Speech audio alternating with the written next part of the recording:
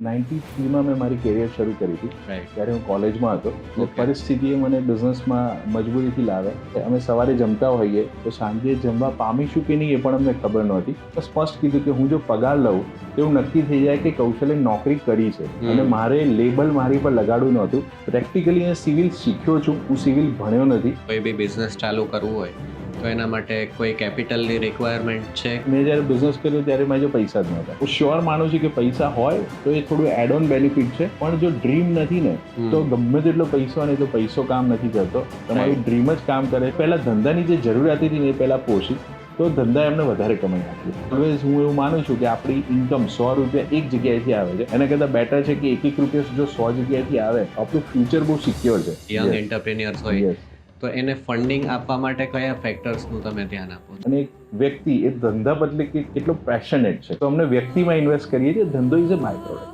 Right. બાવળિયા હોય ત્યારે રોકાણ કરીએ અને જ્યારે નગર વસે એટલે કે કપડાં સુકાઈને ત્યારે વળતર મળે. આજના જે યુવાનો છે એને તો કેવું કે આજે ઇન્વેસ્ટ કર્યા ને કાલે મારે જોઈએ છે. તો 5 વર્ષથી કંઈ પણ ઓછું તમે માનીને ચાલો છો ને તો મારી દ્રષ્ટિએ માત્ર સટ્ટો છે.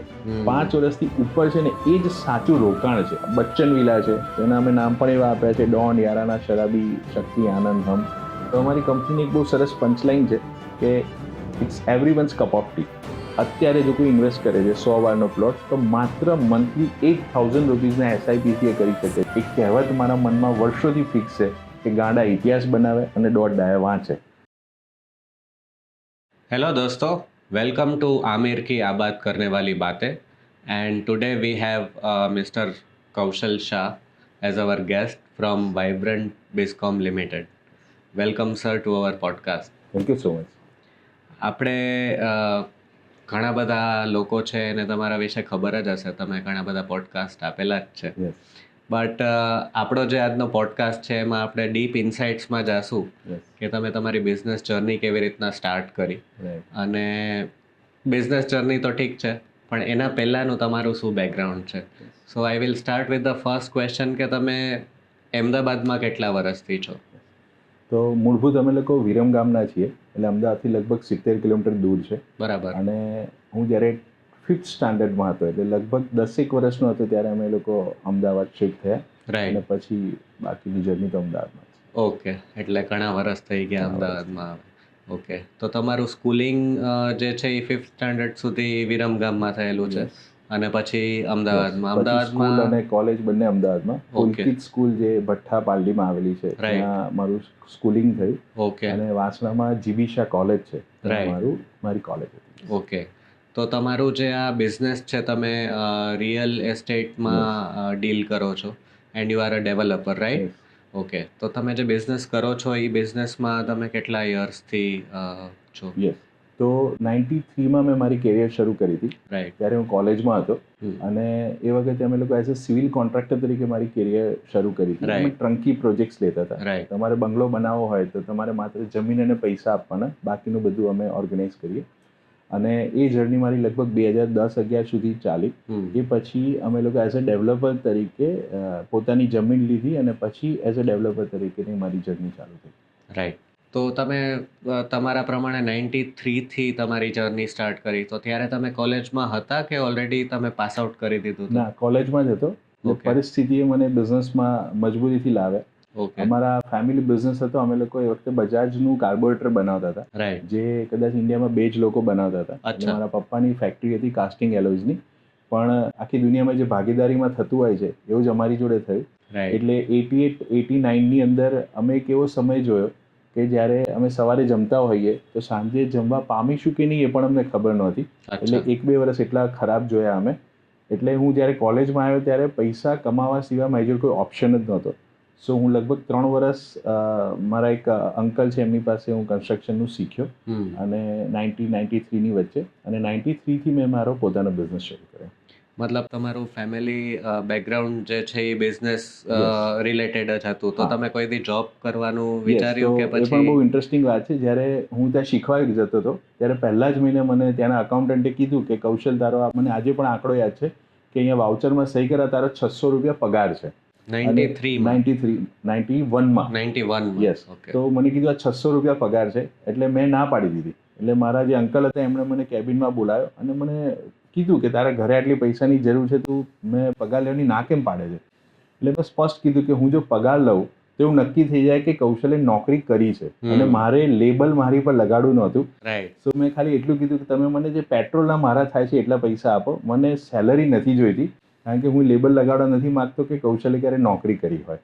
તો એવું લેબલ નો લગાડવા પાછળનું શું Yes. રીઝન છે? તો મારા પપ્પા ઇન્ડસ્ટ્રીયાલિસ્ટ હતા, હા. એટલે અમે જ્યારે નાના હતા ને ત્યારે દિવાળીમાં આખું ગેટ ટુગેધર થાય, સ્ટાફ સાથે મીટિંગ થાય, ત્યાં જમણવાર થાય, એટલે એમની કેબિનમાં જઉં ને ત્યારથી એમની સીટ ઉપર હું બેઠો હોઉં, રાઈટ. આપણે ભલે નાના હોઈએ પણ સીટમાં બેસીને એ સપનું જોયેલું કે આપણે તો ઇન્ડસ્ટ્રીયાલિસ્ટના છોકરા છીએ, તો પહેલેથી મનમાં હતું કે મારે બિઝનેસ જ કરવાનો છે, નોકરી Right. કરવાની જ નથી. એટલે પહેલા દિવસથી મારા મનની અંદર છપાયેલું હતું કે હું બિઝનેસ ફેમિલીથી છું અને મારે પણ આ જ લેગેસીને આગળ વધારવાની છે. અનફોર્ચ્યુનેટલી એ લેગેસી આગળ ના વધી, પણ બિઝનેસની લેગેસી ચોક્કસ આગળ વધી. એટલે પહેલા દિવસથી ફિક્સ હતું કે કૌશલ તારે નોકરી નથી કરવાની, માત્ર બિઝનેસ કરવાનો છે. બરાબર.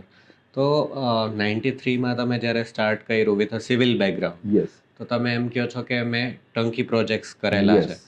એટ ધેટ ટાઈમ ટંકી પ્રોજેક્ટ્સ જે છે એનું એટલું ચલણ નહોતું. યસ. તો what were the challenges that you face? Yes. તો ડેફિનેટલી એવું ચલણ નહોતું, પણ મેં ડિસાઇડ કરેલું કે મારે આ જ ફિલ્ડમાં જવું છે અને આ જ પદ્ધતિથી કરવું છે. એટલે મેં મારા બિઝનેસના રૂલ્સ મારા જ બનાવેલા Right. અને મેં એને બ્રેક નથી કર્યા. કદાચ એટલે જ મને સફળતા પણ સારી મળી. પ્રેક્ટિકલી હું સિવિલ શીખ્યો છું, હું સિવિલ ભણ્યો નથી, કારણ કે હું તો કોમર્સ કોલેજમાં હતો, રાઈટ. પણ જે મજબૂરીથી મારે ધંધામાં આવવું પડ્યું ને શીખ્યો તે રીતે સિવિલમાં આવ્યો. પણ ડિસાઇડેડ હતું કે આ ફ્રેમવર્કની અંદર જ હું બિઝનેસ કરીશ. તો મારા રૂલ્સ, મેં ગવર્મેન્ટ પ્રોજેક્ટ ક્યારે નથી કર્યા, મેં બિલ્ડર સાથે ક્યારેય કામ નથી કર્યું. ઇટ વોઝ ડિસાઇડેડ કે હું માત્ર પ્રાઇવેટ પ્રોજેક્ટ્સ જ કરીશ અને પ્રાઇવેટ Right. ક્લાયન્ટ જોડે જ ડીલ કરીશ. ઓકે.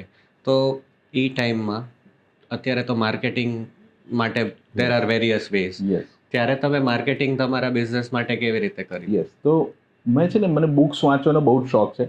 એટલે નાનપણથી મારા ઘરમાં મારી લાઇબ્રેરી છે, મારા મમ્મીની અલગ લાઇબ્રેરી છે, એટલે બુક્સ બહુ જ વાંચી છે. રાઈટ. એટલે એવું ખબર પડી કે જો આપણું સારું નેટવર્ક છે, સારી ઓળખાણો છે ને, અને જો એને આપણે રાઈટ વેમાં સેટિસ્ફાઈડ કરી દઈએ છે, તો હંમેશા કોઈ પણ બિઝનેસ એકબીજાના કહેવાથી જ થતો હોય છે.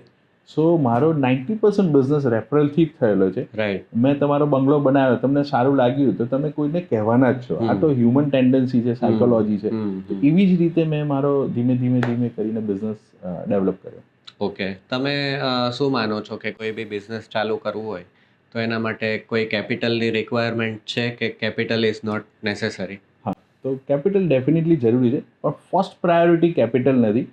જો આપણી અંદર ઈચ્છા છે ને આપણું એક ડ્રીમ છે, કારણ કે મેં જ્યારે બિઝનેસ કર્યો ત્યારે મારી જો પૈસા જ નહોતા, રાઈટ. પણ મારી બહુ જ દિલથી ઈચ્છા હતી કે હું બિઝનેસ જ કરીશ અને મારે આ લેવલનો જ બિઝનેસ કરવો છે. તો મને એવા સંજોગો પણ બન્યા, મને એવા ક્લાયન્ટ પણ મળ્યા, અને મારો પહેલો ક્લાયન્ટ પણ એવી રીતે જ મળ્યો હતો મને. તો હું શ્યોર માનું છું કે પૈસા હોય તો એ થોડું એડ ઓન બેનિફિટ છે, પણ જો ડ્રીમ નથી ને, તો ગમે તેટલો પૈસો ને, તો પૈસો કામ નથી કરતો. તમારું Right. ડ્રીમ જ કામ કરે છે, અને ડ્રીમ તમને સંજોગો બનાવી જ આપે છે. પૈસા અને રિસોર્સિસ બધું જ બાય પ્રોડક્ટ મળી જ જાય છે. ઓકે. 2010-11 સુધી તમે ટંકી પ્રોજેક્ટ્સ કર્યા અને પછી you became a developer. Yes. તો ડેવલપરમાં ની જે જર્ની છે તમારી 14 યર્સની, યસ.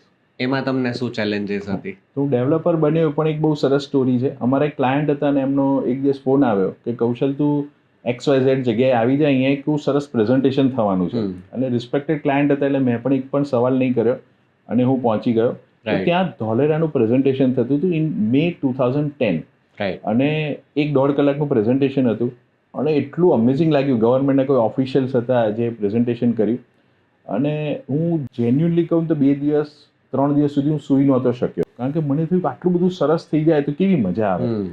દેન મારા ક્વેશ્ચન્સ ચાલુ થયા કે એમણે જે દેખાડ્યું છે એવું તો આપણે ક્યારે ભારતમાં જોયું નથી, તો આ બધું થશે કે નહીં થાય. તો બધું બહુ બધા ક્વેશ્ચન્સ ઊભા થયા.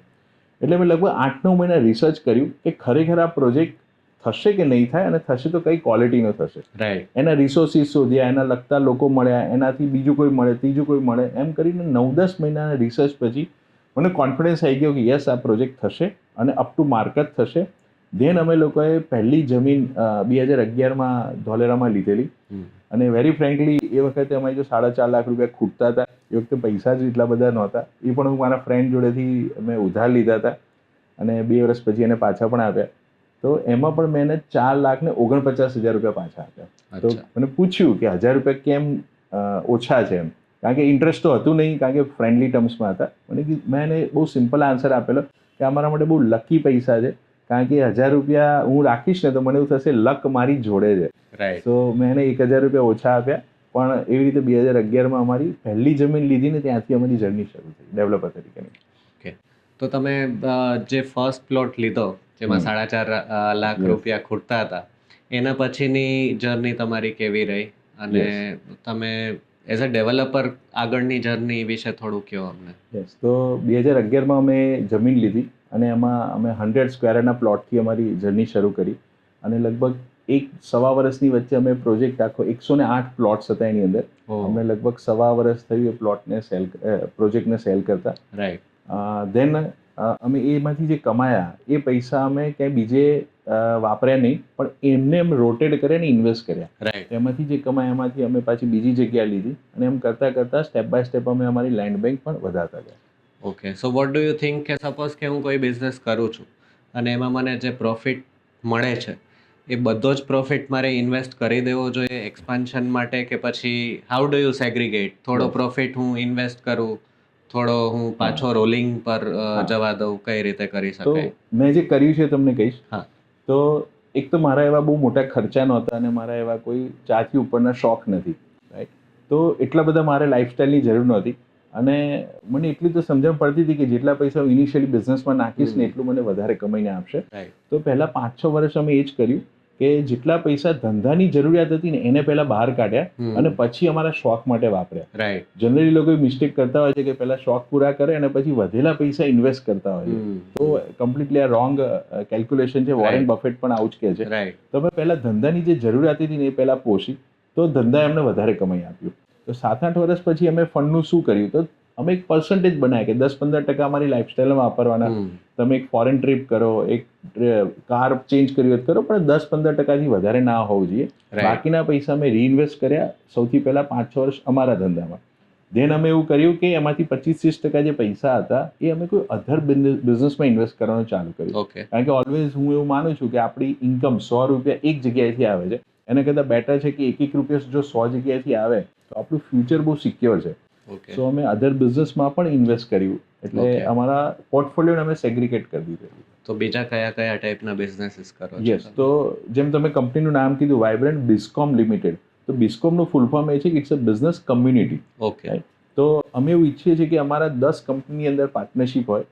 તો ઓલરેડી અમે એવું પણ કરીએ છીએ કે કોઈને ફંડિંગની જરૂર હોય તો અમે સ્ટાર્ટઅપ્સને અમે ફંડ કરીએ છીએ. રાઈટ. તો અમે 3 વસ્તુ આપીએ છીએ. એક ફંડ આપીશું, એક અમારું નેટવર્ક આપીશું, અને જો મેન્ટરશિપની જરૂર છે એ આપીશું. કારણ કે આટલા વર્ષોનો અનુભવ છે, એવા કનેક્શન્સ છે, અને ડેફિનેટલી કોઈ પણ ધંધા માટે ફંડ એ બહુ ઇમ્પોર્ટન્ટ જ વસ્તુ છે. રાઈટ. અમે અધર કંપનીમાં પણ ઇન્વેસ્ટ કરીએ છીએ. ઓલરેડી અમે 3 કંપનીમાં ઇન્વેસ્ટ કરી ચૂકેલા છીએ. ઓકે. અને હજી અમારો 2027 vibrant Biscom limited unlisted public limited company છે, MSMEમાં ફોલ થઈ છે અત્યારે. રાઈટ.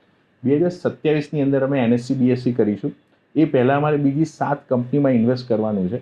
તો ત્યારે અમે એ લોજિક અમારું એ છે કે જો તમે વાઇબ્રન્ટ બિસ્કોમના શેર લો છો તો એ કંપની પોતે 10 કંપનીમાં પાર્ટનર છે. ઓકે. તો હંમેશા કોઈ પણ જમાનામાં કોઈ પણ સમયગાળામાં 2-4 ધંધા ના ચાલે, પણ 5-6 ધંધા ચાલે. તો your investment is safe. This is our philosophy, જ્યાંથી અમે અમારો IPO લોન્ચ કરીશું. તો જે કંપનીઝમાં તમે ઇન્વેસ્ટ કરતા હો, કોઈ સ્ટાર્ટઅપ્સ કોઈના હોય, કોઈ યંગ એન્ટરપ્રેન્યોર્સ હોય, તો એને ફંડિંગ આપવા માટે કયા ફેક્ટર્સનું તમે ધ્યાન આપો છો? બહુ સિમ્પલ ફેક્ટર છે. એ વ્યક્તિમાં કેટલા ડ્રીમ છે અને વ્યક્તિ એ ધંધા બદલે કેટલો પેશનેટ છે. રાઈટ. નફા નુકસાન એ સેકન્ડરી વાત છે.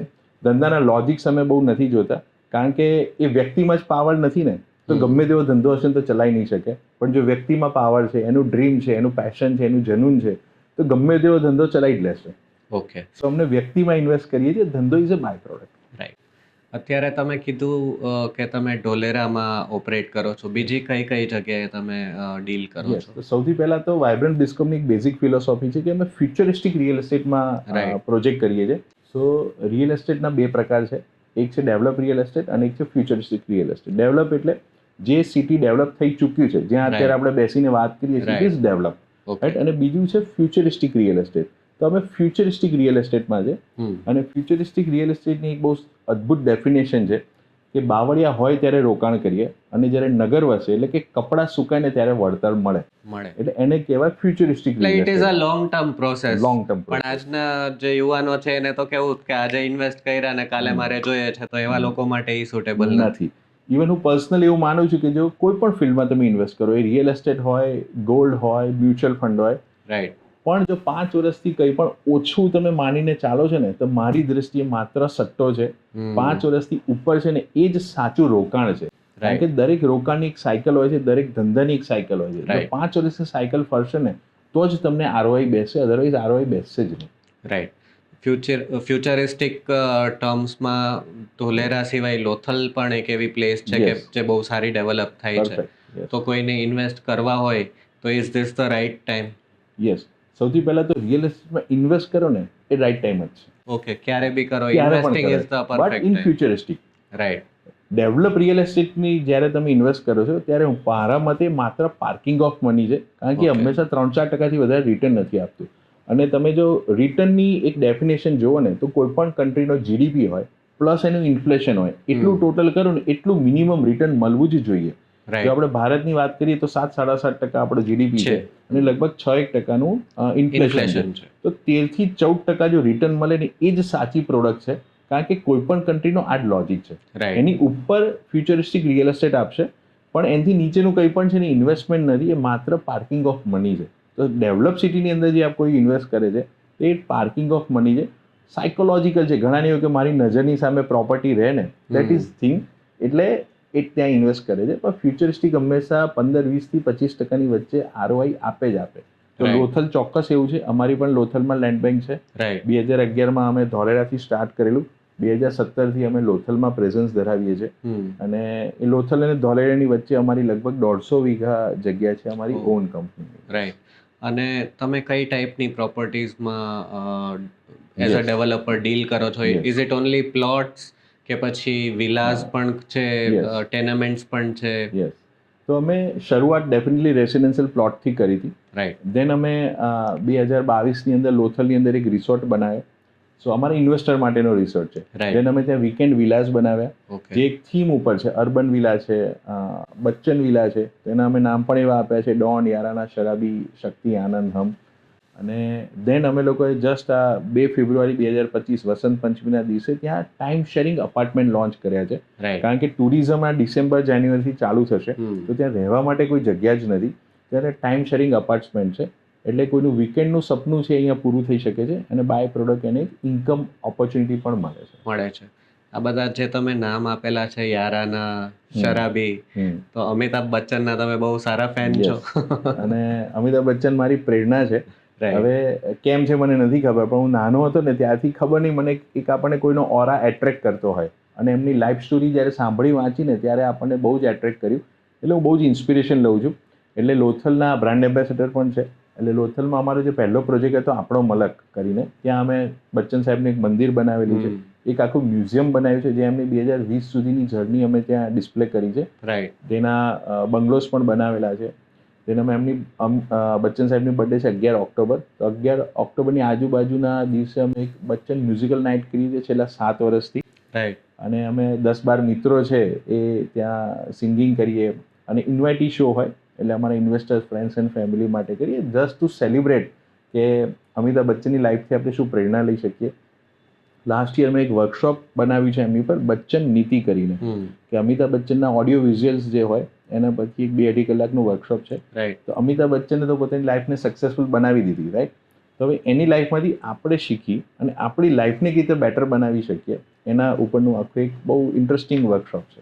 અમિતાભ બચ્ચન તો ઠીક છે, પણ તમારો પોડકાસ્ટ સાંભળીને પણ ઘણા બધા લોકો એવું કંઈ ને કંઈ ઇન્સ્પિરેશન લેશે, એવું મને આઈ એમ શ્યોર કે કોઈ ને કોઈ ઇન્સ્પિરેશન તો લેશે જ. Thank you so much. તો that brings me to the next question કે સિંગિંગની તમે વાત કરી, તો સિંગિંગ સિવાય બીજી કઈ હોબીઝ છે તમારી? યસ, તો મને ડ્રાઇવિંગનો બહુ જ શોખ છે. અને હાઈવે ડ્રાઇવિંગ મારી હોબી છે. તમે રોજના 500-600 કિલોમીટર કહો તો હું આરામથી ચલાવી લઉં ગાડી, નોન સ્ટોપ. યસ. દેન ક્રિકેટ એક જમાનામાં મારું પેશન હતું. કપિલ દેવ મારા ઇન્સ્પિરેશન હતા. હું કોલેજ ટીમનો કેપ્ટન હતો 2 વર્ષ માટે. ઓપનિંગ બોલિંગ કરતો હતો, 5મા નંબરે બેટિંગ કરતો હતો. સો ક્રિકેટ મારું પેશન છે. આજે હવે ઉંમર પ્રમાણે આપણે મોટા ગ્રાઉન્ડમાં નથી રમતા, પણ હવે બોક્સ ક્રિકેટમાં રમીએ છીએ. પણ આજે પણ ક્રિકેટને પેશન જ છે ને આજે પણ ક્રિકેટ રમીએ છીએ આજે. તો આ બંને મારા પેશન છે. સિંગિંગ ઓફકોર્સ છે, મને લખવાનો બહુ જ શોખ છે, એટલે મેં 2 પુસ્તક પણ લખ્યા છે. કોલેજના જમાનામાં હું કવિતાઓ પણ લખતો હતો.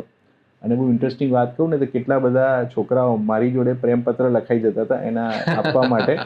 અને એક લેવલ પછી તો જે છોકરી હોય ને જેને પ્રેમપત્ર મળ્યો હોય એ આવીને મને કહી જાય, કૌશલ ત્યાં આનો પ્રેમપત્ર ત્યાં લખેલો ને, કારણ કે એને ખબર પડી જતી હતી, રાઈટ. તો એ કવિતાનો શોખ હવે જાગૃત નથી, પણ બાકીના બધા શોખ આજે પણ હું સેલિબ્રેટ કરું. તો પછી તમારા પણ લવ મેરેજ છે કે પછી અરેન્જ મેરેજ? ના, મારા અરેન્જ મેરેજ છે.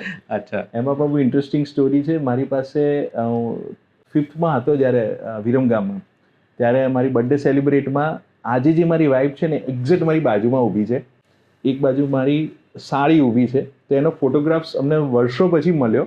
ઓકે. પણ એ એરેન્જ મેરેજ જ છે, કારણ કે અમે તો પછી અમદાવાદ આવી ગયા. પણ વર્ષોના સંબંધ હતા, એટલે પછી જ્યારે ઉંમરલાયક થયા ત્યારે બધા મળ્યા અને વાત થઈ અને થઈ ગયા.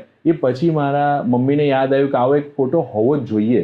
તમે જૂના આલ્બમ કાઢ્યા તો એક બાજુ મારી વાઈફ છે, એક બાજુ મારી સાડી ઊભી છે. તો એ પણ એક બહુ અદ્ભુત મેમરી છે. કોઇન્સિડન્સ. તો તમારા ફેમિલીમાં અત્યારે કોણ કોણ છે? યસ, તો મારો એક નાનો બ્રધર છે, એ ગ્રાફિક ડિઝાઇનર છે, એડ એજન્સી ચલાવે છે. ઓફકોર્સ એક વાઈફ. મારા માટે બહુ સારું કનેક્ટ છે. Yes, definitely. ઓફકોર્સ 1 વાઈફ અને એક દીકરી છે. રાઈટ. ઓકે. અને ડોટર કેટલી એજ? 13 વર્ષની છે. રાઈટ. અત્યારે 9th સ્ટાન્ડર્ડમાં છે. સ્ટડીઝ પરસ્યુ કરે છે. Yes. Right. Okay. So where do you see Dholera and Lothal in next 10 years? શું ચેન્જીસ આવવાના છે? ફેન્ટાસ્ટિક. તો ધોલેરા તો એક ઇન્ડસ્ટ્રીયલ સિટી બની રહ્યું છે. રાઈટ. ટાટાએ પોતાનો સેમિકન્ડક્ટર પ્લાન્ટ ત્યાં નાખ્યો છે. 91,000 કરોડનું રોકાણ કર્યું છે. Okay. So it's a big investment Tata માટે. ત્યાં રિન્યુ એનર્જી કરીને છે, જે NSC BSC કંપની છે, એનું પ્રોડક્શન આવનારા 2-3 મહિનામાં શરૂ થઈ જશે. એરપોર્ટ જે લોકોને લાગતું હતું કે બનશે કે નહીં બને, રાઈટ, બહુ બધા ડાઉટ્સ હતા, એ લગભગ ડિસેમ્બર જાન્યુઆરીમાં શરૂ થઈ જશે. અમદાવાદ ધોલેરા એક્સપ્રેસ વે, એ પણ ઘણા બધાને ડાઉટ હતો કે આ બનશે કે નહીં બને, એ પણ આ લગભગ બિફોર 25 પૂરું થશે પહેલાં ચાલુ થઈ જશે. રાઈટ. અને વર્લ્ડની ઘણી બધી કંપનીઓ ત્યાં પોતાની જમીન એકવાર કરી ચૂકી છે. એક અદ્ભુત સિટી બનશે. 922 સ્ક્વેર કિલોમીટરમાં બની રહ્યું છે. એટલે આપણને એમ લાગે કે કેટલું હશે ખબર નથી, પણ તમે કમ્પેર કરાવો તો સિંગાપુર આખું કન્ટ્રી છે ને એ 922 સ્ક્વેર કિલોમીટરથી નાનું છે. તો એક સિટી નથી બની રહ્યું, પણ હું એવું કહું કે એક નવું કન્ટ્રી બની રહ્યું છે. એટલે એટલું અદ્ભુત બની રહ્યું છે. લોથલ તો એ ટુરિઝમનું હબ બની રહ્યું છે. 650 વીઘામાં 4500 કરોડના ખર્ચે ત્યાં ટુરિઝમ સ્પોટ બની રહ્યું છે. ફર્સ્ટ ફેઝ આ ડિસેમ્બર 2025 પહેલાં શરૂ થઈ જશે. એટલે રોજના 2,000 થી 3,000 લોકો ત્યાં આવશે. અને એન્ટરટેનમેન્ટનું ઇન્ડિયામાં અત્યારે જે પણ અલગ અલગ જગ્યાએ છે એ દરેક વસ્તુ ત્યાં એ લોકોએ ઓર્ગેનાઇઝ કરી છે. રાઈટ. એટલે આજે આ તમારો પોડકાસ્ટ રૂપે હું એવું ચોક્કસ કહેવા માંગીશ, અને 2 થી 3 વર્ષમાં આ સેન્ટન્સ કરોડો રૂપિયાનું થઈ જશે કે 3 વર્ષ પછી લોકો દુબઈ નહીં જાય પણ લોથલ જશે. એટલી અદ્ભુત વસ્તુ ત્યાં બની રહી છે. ઓકે. તો તમારી જે પ્રોપર્ટીઝ છે એમાં કોઈને ઇન્વેસ્ટ કરવું હોય તો what is the minimum ticket size કે ત્યાંથી ઇન્વેસ્ટ ચાલુ કરી શકે કરવા? તો અમારી કંપનીની એક બહુ સરસ પંચલાઈન છે કે ઇટ્સ એવરીવન્સ કપ ઓફ ટી. એટલે આપણે ઘણી વાર ચાની ઓફર કરીએ ને તો ઘણા કહેતા no it's not my cup of tea, right, પોતાના. તો અમારું એક ઇન્વેસ્ટમેન્ટનું એક સેગમેન્ટ છે જેને કહેવાય RSIP. SIP આખી દુનિયાને ખબર છે. It's a real estate SIP. Right. એટલે અત્યારે જો કોઈ ઇન્વેસ્ટ કરે છે 100 વારનો પ્લોટ, તો માત્ર મંથલી 8,000 રૂપીઝના SIP થી કરી શકે છે. 8,000? Only 8,000, zero down payment. તમે આજે 8,000 રૂપિયા પે કરો છો તો તમને પ્લોટ નંબર સાથે, સર્વે નંબર સાથે, પ્રોજેક્ટના નામ સાથે 300 રૂપિયાના સ્ટેમ્પ પેપર પર અમે એને ડોક્યુમેન્ટેશન કરીને પહેલા દિવસથી આપીએ છીએ. રાઈટ. એની સાથે અમારું ત્યાં વાઇબ્રન્ટ ફાર્મ બનેલું છે. ત્યાં બેઝિક બધી જ ફેસિલિટી છે. સ્વિમિંગ પુલ, રેસ્ટોરન્ટ, રહેવાની જગ્યા, box cricket, indoor outdoor games, TV room, બધું જ છે. એની મેમ્બરશિપ તમને પહેલા દિવસથી ફ્રી મળી જાય છે. ઓકે. તો તમે આજે 8,000 રૂપિયા ચૂકવો છો, એક તો તમે પ્લોટ લઈને જમીનદાર બની જાઓ છો અને તમારે ક્લબ હાઉસના માલિક બની જાઓ છો, જેનો તમે એક પણ રૂપિયો ખર્ચો નથી કર્યો.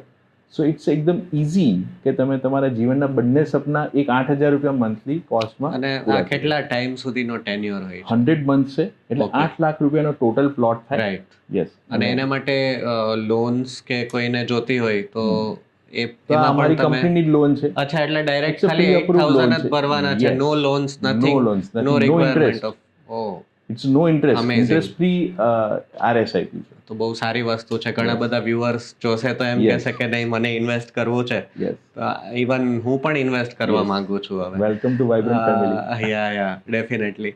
તો હવે આપણે વાત કરીએ BNIની. BNIમાં તમે અત્યારે પ્રેસિડેન્ટ છો હેલિનસ ચેપ્ટરના. BNIમાં કેટલા વર્ષથી છો?